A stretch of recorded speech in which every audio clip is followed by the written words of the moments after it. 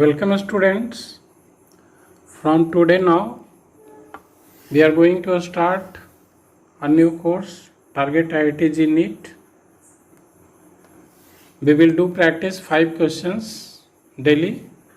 Now today I have chosen a very competitive chapter, solid state. So just come to the question here. Question number 1 here. Which one is called pseudo solid? Pseudo solid किन्हें कहा जाएगा? CaF2, glass, NaCl, all. Question बनाने के पहले students आप video solid state पे दिया हुआ है, उसे आप देख लेंगे पहले, उसके बाद क्वेश्चन देखेंगे. तो चलिए देखते हैं स्यूडो सॉलिड एक्चुअली क्या है. स्यूडो सॉलिड उसे कहते हैं जो amorphous solid have ability to flow, that is called pseudo solid. Actually pseudo solid, that amorphous solid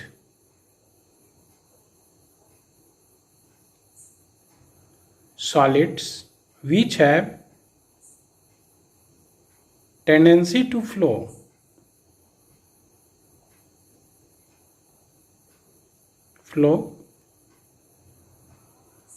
are called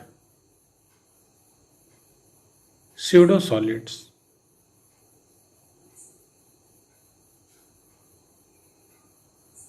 तो टेंडेंसी टू फ्लो, अगर फ्लो करने की टेंडेंसी होगी तो उसे हम स्यूडो सॉलिड कहेंगे, या सुपर कूल्ड लिक्विड भी कहा जाता है इसे, और called super cooled liquid. Question को बारीकी से समझते चलेंगे, केवल आंसर बना लेना ही कोई विशेष महत्व नहीं रखता है, इसकी एक्सप्लेनेशन पूरी तरह से क्लियर होनी चाहिए. तो देखिए सबसे पहले क्या है, एमॉर्फस सॉलिड आप जानते हैं वैसे सॉलिड हैं जिनमें एक रेगुलर पैटर्न उनके कंस्टिट्यूएंट पार्टिकल का नहीं होता है, irregular arrangement of the constituent particles होता है.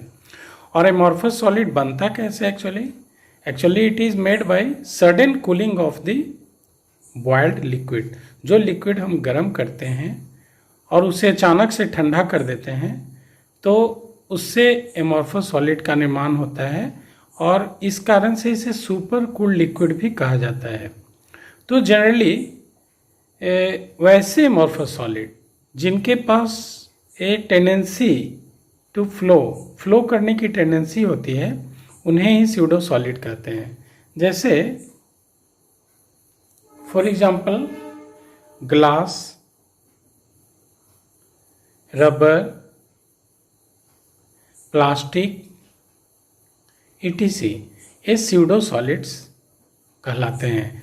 तो जनरली आप देखते हैं कि बहुत दिनों का अगर कोई ग्लास विंडो है तो आप देखेंगे कि उसके नीचे बॉटम में जो है उसका थिकनेस बढ़ जाता है, क्योंकि वो धीरे धीरे फ्लो करता है डाउनवर्ड्स, चूँकि एज ए ग्रेविटेशनल फोर्स नीचे लगता है, और वो चूँकि एज ए लिक्विड उसे हम मानते हैं तो धीरे धीरे वो फ्लो करता है. काफ़ी दिनों के बाद, बरसों समय लगता है उसमें, तो नीचे थिकनेस देखेंगे ग्लास विंडो में थोड़ा सा ज़्यादा हो जाता है. तो here we will come to the option CaF2, it is a crystalline solid. Glass, it is a amorphous solid. Sodium chloride, rock salt structure, it is crystalline solid. So here glass, amorphous solid, that is a pseudo solid. Correct option is B. Now the next question number 2. Solids which do not show the same physical properties in different direction called. वैसे solid जिनका physical properties same नहीं है different direction में, उन्हें क्या कहेंगे. तो देखिए हमारे पास दो प्रकार के सॉलिड्स हैं जिसे हम लोगों ने पढ़ा है, एक है crystalline solid and one is amorphous solid. तो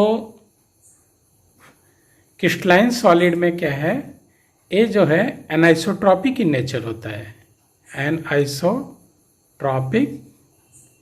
इन नेचर होता है, और एमॉर्फस सॉलिड होता है आइसोट्रॉपिक इन नेचर। तो आइसोट्रॉपिक का मतलब होता है इनके फिजिकल प्रॉपर्टीज सभी डायरेक्शन में सेम हो जाते हैं due to uniformly disarrangement in all directions. Actually amorphous solid में क्या है, uniformly disarrangement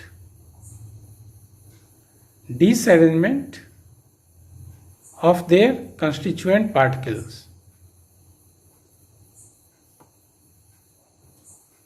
Disarrangement of uniformly disarrangement of particles in all directions. इसके कारण क्या होता है कि इनके प्रॉपर्टीज सभी डायरेक्शन में समान होते हैं। जैसे मान लीजिए कि इनके मॉलिक्यूल इस तरह से व्यवस्थित हैं, तो आप कहीं से भी आप देखेंगे तो अगर मान लीजिए इनके प्रॉपर्टीज़ अगर हम चेक करते हैं किसी भी डायरेक्शन में, तो आप देखेंगे वो यूनिफॉर्मली अरेंज्ड होता है। Means isotropic properties, isotropic in nature amorphous solid contain करता है। तो यहाँ पे क्वेश्चन है solids which do not show the same physical properties, तो वो होगा एनाइसोट्रॉपिक। इसमें क्या होता है, इसमें एटम जो है एक रेगुलर पैटर्न में व्यवस्थित होता है, 3 डायमेंशनल स्ट्रक्चर होता है, रेगुलर पैटर्न। और अगर आप इनके प्रॉपर्टीज को चेक करेंगे तो सभी डायरेक्शन में इनके प्रॉपर्टी डिफरेंट हो जाते हैं। जैसे मान लीजिए अगर आप इसे इस तरह चेक करेंगे और इस तरह से दूसरे डायरेक्शन में चेक करेंगे, तो इनके जो एटम का अरेंजमेंट इस डायरेक्शन में और इनके एटम का अरेंजमेंट इस डायरेक्शन में दोनों डिफर करता है। लेकिन इसमें क्या है कि सभी डायरेक्शन में अरेंजमेंट चूँकि यूनिफॉर्मली डिसअरेंज्ड है, समान रूप से ऑल डायरेक्शन में खिचड़ी जैसे होता है, हर एक डायरेक्शन में एक ही जैसा है, तो इनके प्रॉपर्टीज सेम होगा ऑल डायरेक्शन में, और इनका एक रेगुलर अरेंजमेंट है। तो आप डिफरेंट डायरेक्शन में जाएंगे तो इनका डिफरेंट अरेंजमेंट मिलेगा। So the different properties it will show. तो एक्चुअली क्या हो जाएगा, इसमें एनाइसोट्रॉपिक सॉलिड्स हो जाएगा, solids which do not show same physical properties in different directions called anisotropic solids. Now the next one, very good question it is. Graphite is an example of ionic solid, covalent solid, metallic solid, and none of these. We know student, graphite is an example of covalent solid. Actually इनका structure आप जब बनाएंगे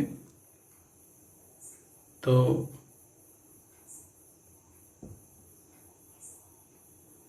hexagonal structure है,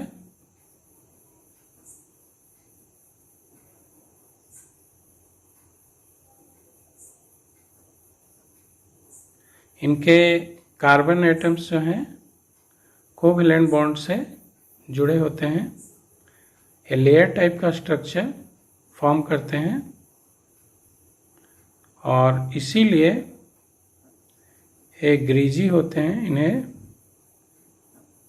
lubricant के रूप में भी इस्तेमाल करते हैं। आप देखिए ये लेयर टाइप का स्ट्रक्चर ये बनाते हैं।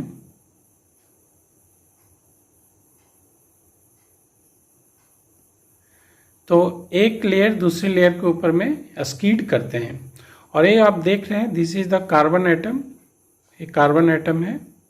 एक कार्बन एटम 3 कार्बन एटम से घिरा हुआ है थ्रू कोवेलेंट बॉन्ड। ये जो बॉन्ड है this is covalent bond, covalent bond. So graphite is an example of covalent solid. Now the next question, amorphous solids are isotropic and supercooled liquids, anisotropic and supercooled liquids, isoenthalpic and superheated liquids, isotropic and superheated solids. Students आप एक बात ध्यान देंगे कि जब भी question पढ़ेंगे तो उसके सभी ऑप्शंस को जरूर स्टडी करेंगे। ऐसा नहीं कि एक ऑप्शन देखें और उसे सही कर दिए। तो actually we know here confirm here कि एमॉर्फस सॉलिड्स जो होते हैं वो आइसोट्रॉपिक होते हैं, जैसे अभी हम लोगों ने देखा है आइसोट्रॉपिक होता है, और सुपर कूल्ड लिक्विड्स होता है। तो यहाँ पे बेलनोन है और बाकी सारे ऑप्शन इसमें सुटेबल नहीं है। So here the right option is a, isotropic and super cooled liquids. Isotropic क्यों है? Because their constituent particles are uniformly disarranged in all directions. Now the next one, crystals which are good conductors of electricity and heat are ionic crystals, covalent crystals, metallic crystals and molecular crystals. तो generally metallic crystals जो होते हैं वो good conductors of electricity and heat होता है। ऐसा इसलिए होता है because outer electrons of metal atoms are highly mobile, because outer electrons of metal atoms are delocalized, एक जगह स्थिर नहीं होता है, delocalized and highly mobile,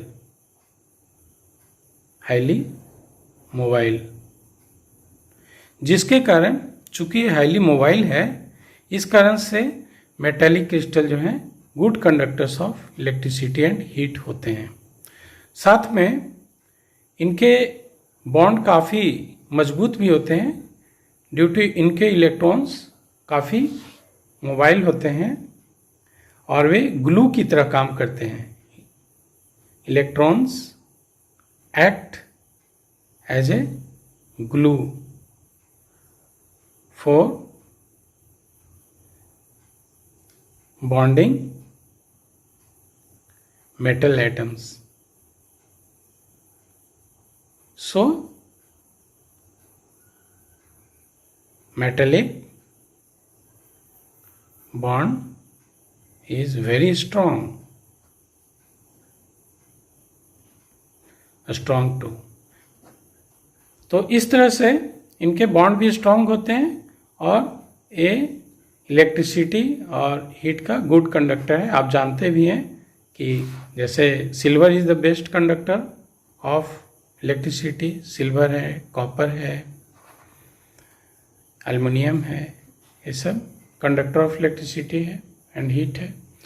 so now students we will see 5 questions daily. I will try my best to maintain these courses. Okay, bye. Thanks to all of you.